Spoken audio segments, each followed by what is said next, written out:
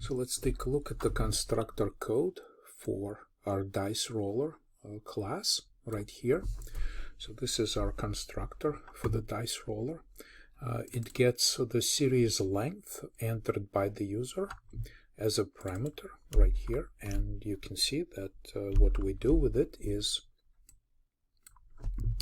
we enter, first of all, we create an array of integers of this length, and then we create this loop, and we initialize every element inside this array, the roll series, with the addition of two random numbers, which corresponds to the random number of each die that we roll. Then we create statistical indicators. So we create objects of this type, and we already decided that the length of our distribution should be okay if we set it to 13. This value is equal to 13. We create this new array of 13 object references, and then we just loop through this entire length of this array, and for each single one we create a new indicator object. So now it's time to take a look at the indicator constructor. So the indicator class responsibility is to hold the statistics for, hold the information about how many times a specific pair total, the combination, has rolled in a series of dice rolls. So let's take a look here. So internally, we also have a constructor here. So this constructor takes an integer, and this integer is dice pair total. So basically, those integers are we start with 0, which is unused. We then continue with 1, which is also unused. But the actual pair total that could possibly roll, the first one is the combination of 2. So we begin to store internally dice pair total right here in this integer, and so it's going to be 2, 3, 4, 5, and so forth to 12. Okay, so we basically run this loop until index reaches 12, and those numbers correspond to the actual potentially possible rolls of the combination of two dice. I call them dice pair total in here. So dice pair total is a constant number. It cannot change. Once this constructor initializes this value, it does not change anymore. The second element that's stored in every instance of the indicator object is the actual count. So naturally we begin with count 0.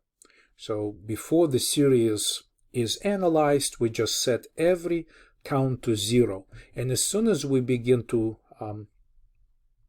collect the statistics, this count will be incremented, and eventually it will correspond to the numbers that we get right here, right? So if I go to execute this like 1000 times, okay, so this number right here indicates that the pair total 7, okay, was incremented as many as 186 times. So combination 7 rolled 186 times, and this number 186 comes from the indicator object, which had dice pair total set to 7, and its counter was incremented 186 times. And so all these numbers are coming from here. And these numbers correspond to the dice pair total, which is a constant number. Okay. So we have another method here, an operation, part of our indicator class right here, right? So this is class indicator. So each indicator is capable of updates, and my update is extremely simple. I just increment the counter. So that's the way to update the statistics. Just call update statistics, and internally it increments the counter. Now there is a requirement in this homework assignment that when we print the report like this, you see it has to be sorted by the number of rolls in each combination. So the rarest combination, like combination of 2 in this specific roll of 1000, rolled only 20 times. So it appears to be at the top. The highest number corresponds to the combination 7 because its probability is so high, right? So its number is 186. So this is sorted by the number of the statistics that we were able to accumulate for each combination. So the lowest at the top and the highest at the bottom. So this is why, and all this information is coming from the indicator class. And so this is why what we do here inside the indicator class, we make this class comparable, right? So the standard way of making objects of specific class comparable, when you store them in the array and you want to be able to compare the elements, and based on comparisons you can now sort the instances of these objects, you have to say implements comparable and you repeat the parameter, the name of your class. And then you have to provide implementation of method name compare_to. And compare_to takes another indicator for comparison. And the rules here are that we have to choose a specific value. I, of course, choose dice pair count. And now remember that dice pair count are these numbers in the second column of my output right here. So these are dice pair counts, which were incremented and eventually set to their final values. So I just compare these and I say, if this object pair count is less than another, we're supposed to return -1. This is just the rules for implementing this method for comparison. If they're the same, okay, if one pair count equals another pair count, we return 0. Otherwise, if this pair count is greater than another, we return 1. But I don't have to repeat another if statement here. I just say otherwise. If it was not less, if it was not equal, then it means greater than. And I just return +1. And that's implementation of the compare_to. So this is another part of what is possible to do with the indicator objects that we use for computing our statistical distribution. And so this is the method. And finally, both dice pair and dice pair count can be returned by these very simple getter objects for our data attributes. So basically, there are 2 data attributes that we store right here. And it's quite simple because one of them is actually constant. In Java, we use final keyword for constant values. So what happens after construction of our dice roller, right? So dice roller is like the major business object that holds together all other data structures. So once we create the dice roller in its constructor automatically simulates execution of series of dice rolls. It does it right here in this loop.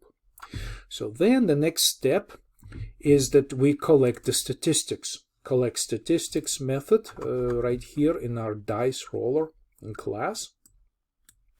What it does, it naturally goes to the roll series, and for every single number that we generated in our roll series, remember the length of this array is being specified by the user, we run through this, and for every element we basically extract the dice pair total, which corresponds to what this combination was. So every element here gets the total. And then we go to another array, and based on this total, we extract the reference to the indicator, which corresponds to the specific total, like 7 or 5 or 12 or 2. Now we have the indicator, and we update the stats. We just say if in this roll series, this total happens every time we go ahead and update the stats. And when we update the stats, inside the indicator, remember, we simply indicate the counter. So the counters are incremented for each occurrence of the pair total, the combination of 2 dice. And so we collect it this way, and of course notice that when we update these indicators, we have an array of them. So we have the stat indicators array, and basically each element in this array gets updated.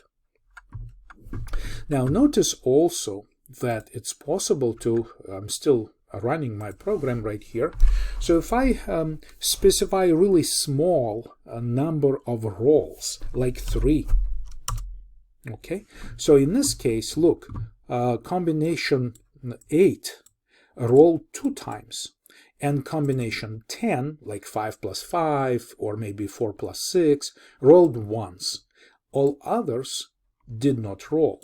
So we display 0 right here, but part of the requirement that we will discuss at the end of our presentation about this homework, that you should exclude printing all of these zeros. So basically, if regardless what number of roles we want as a user, we should display only the actual roles. So we say, okay, once there was 10 and 2 times there was 8. Whatever the combination was. I'm not displaying the actual dice face values here. I just sum them up and store them as 8 or 10. And these other combinations have never rolled.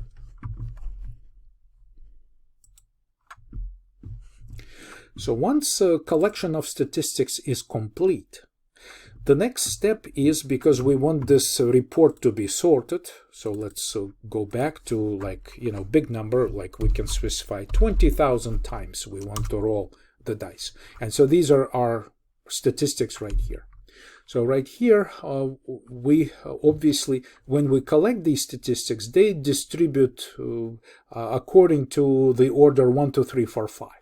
But we want to be able to sort our statistics, which are represented by the indicator objects right here, based on these counts. And this is why we made this class indicator comparable, right? So remember, it's comparable class. We have compare to method.